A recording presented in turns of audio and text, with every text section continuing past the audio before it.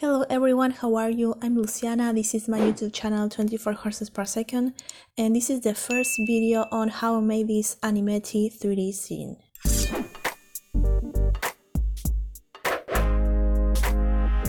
I will walk you through my whole process: modeling, shading, lighting, animating, rendering, and post-processing this 3D render.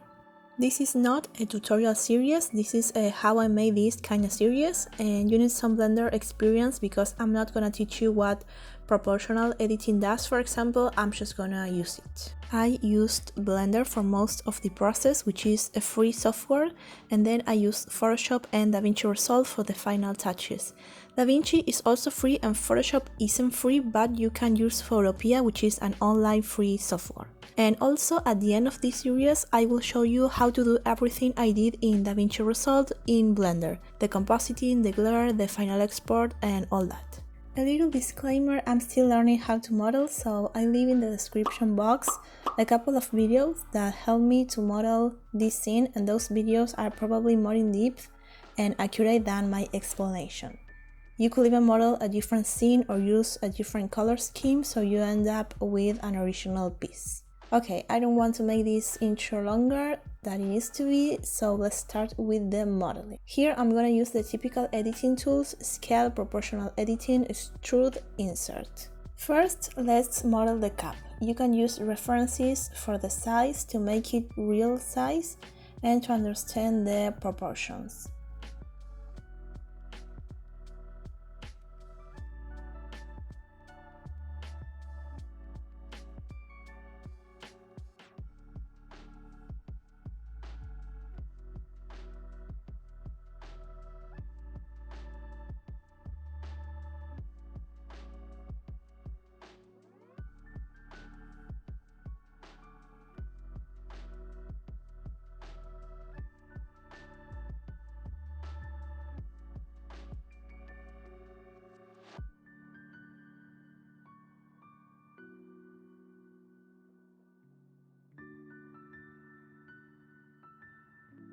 Scale in the Z axis.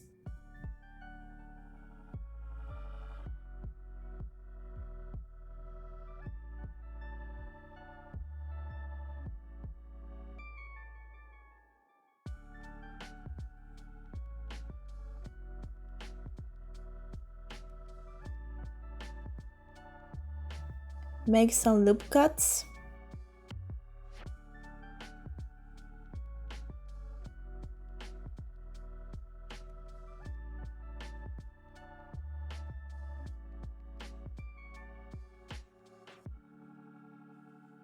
Remember to be in X-ray mode to select the vertices, so you also select the vertices at the back of the object. And now with proportional editing, using your mouse wheel, scale it.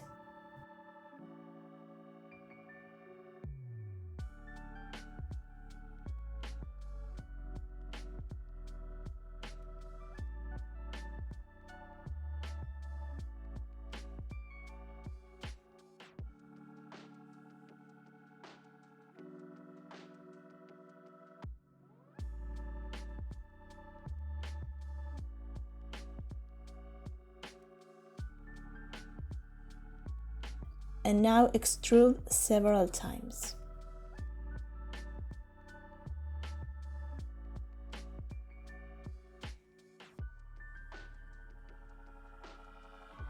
E to extrude, right click and scale.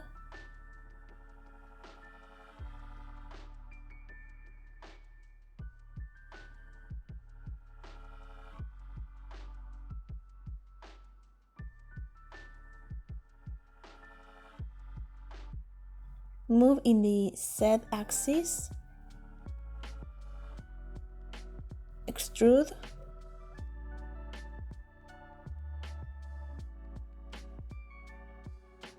E, right click, scale.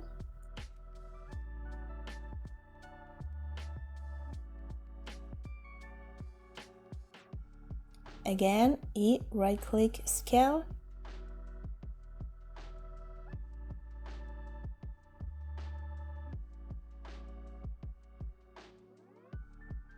E, right-click Scale and press 0.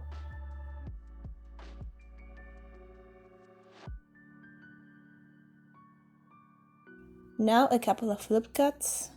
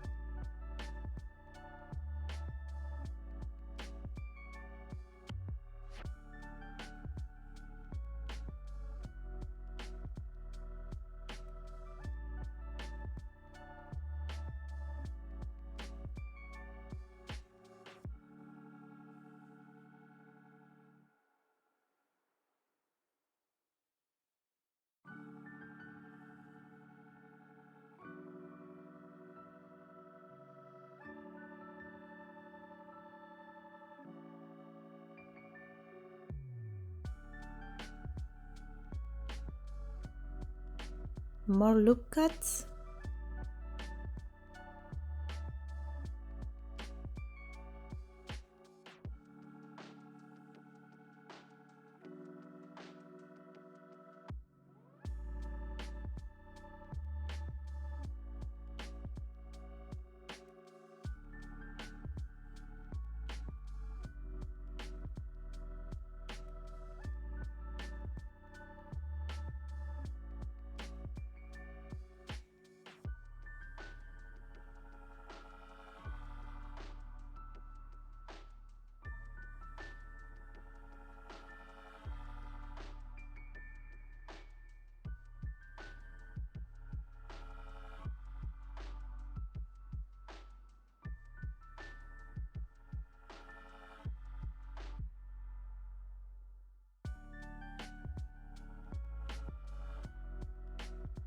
For the handle, let's make a Bezier curve.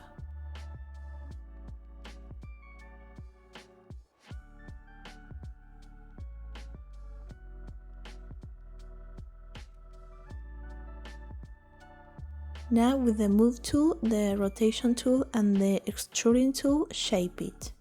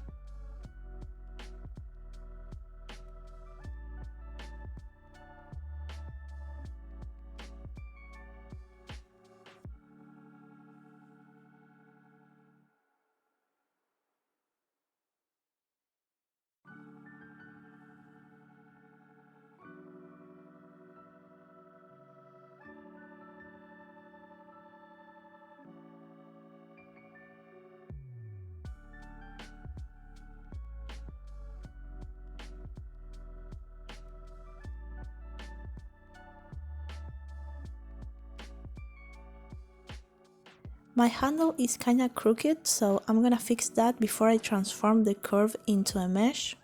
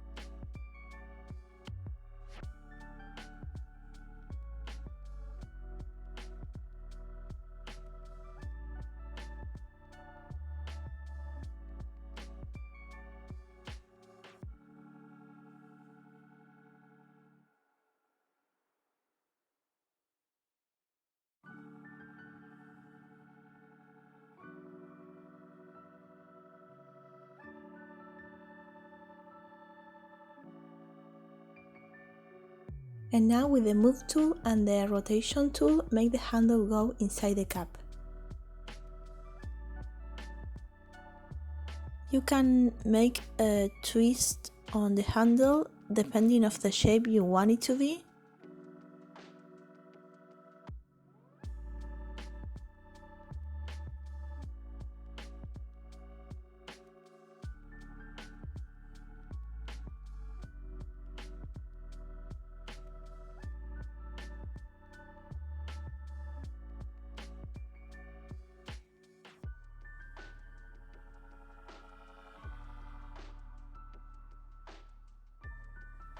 And let's make it straight again.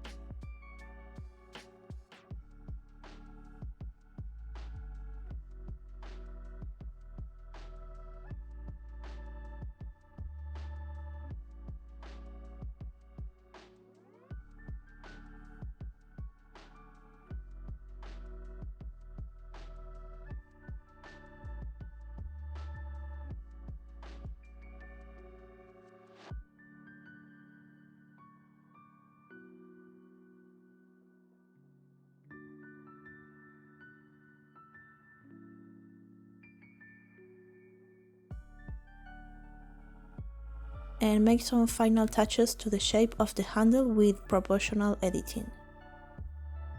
I made a new collection to put the objects before applying modifiers or before making big changes to them, in case you want to go back to that previous stage. So before I convert this curve into a mesh, I'm gonna duplicate it with Shift D and take it to that folder.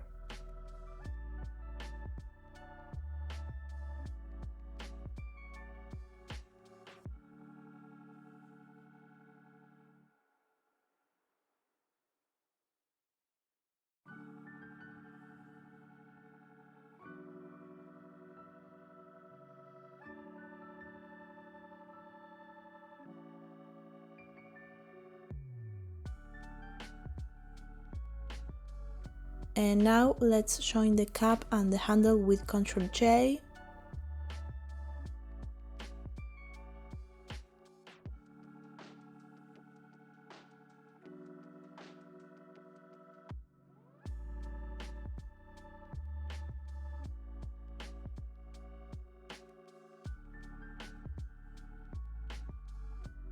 And now I just scale it with proportional editing to change the overall shape a bit.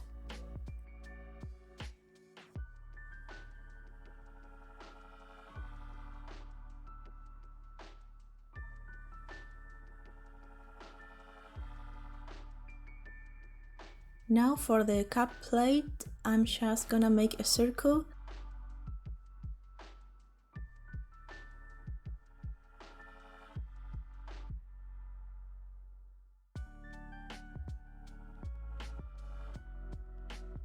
Scale it a bit.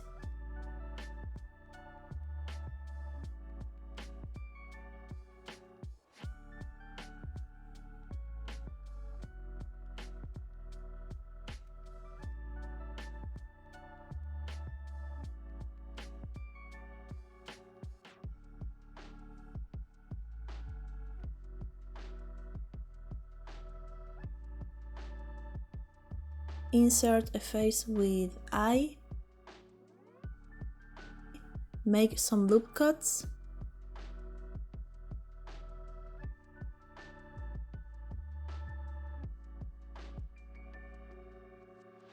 And with proportional editing, I'm gonna shape it with the move tool in the Z axis.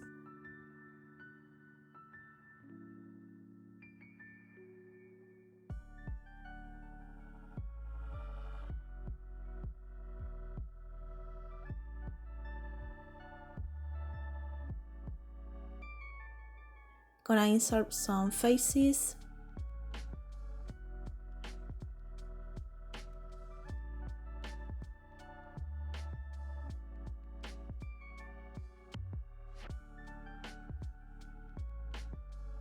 And again, with proportional editing, I'm gonna shape it until I like the shape.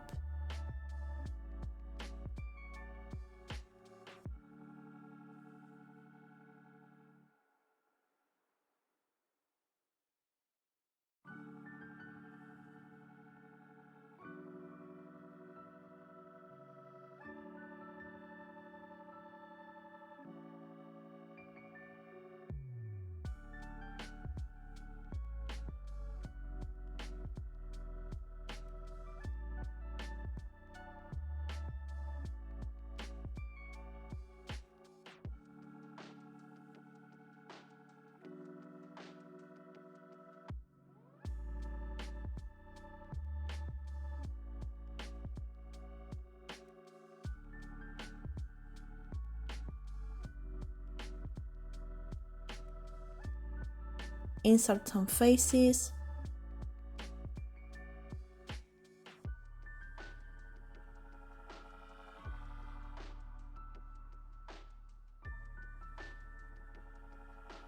Move these edges.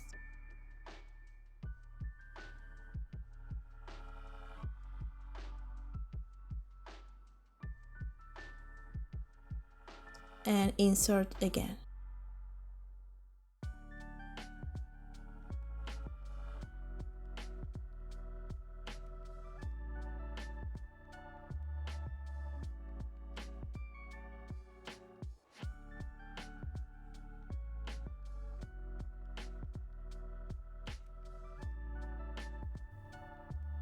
Now the cake.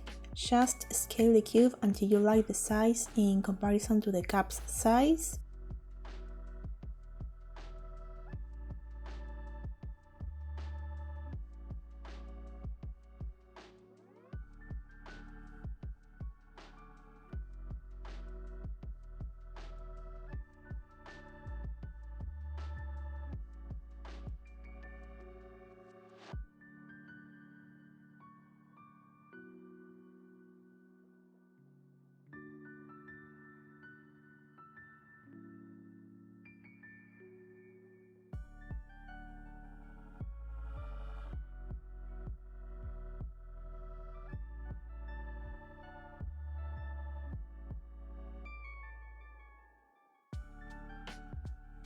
This plate was made like the other one.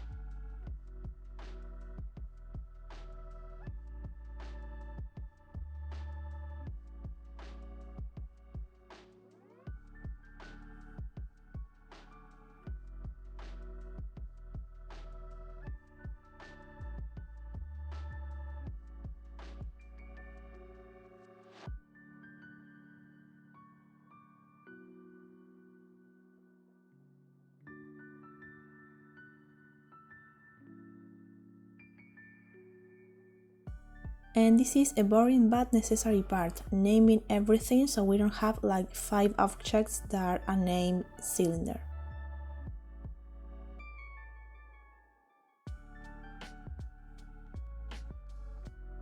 Now I'm just gonna set up the camera.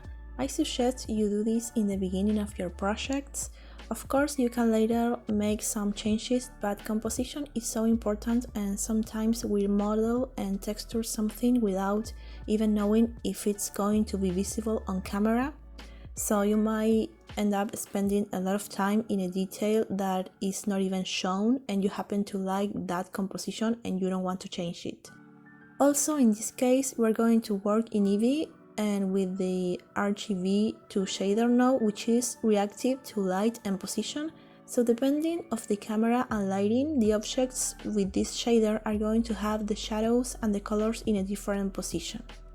For example, later on we're going to texture this T and look how different the pattern looks in a different camera angle.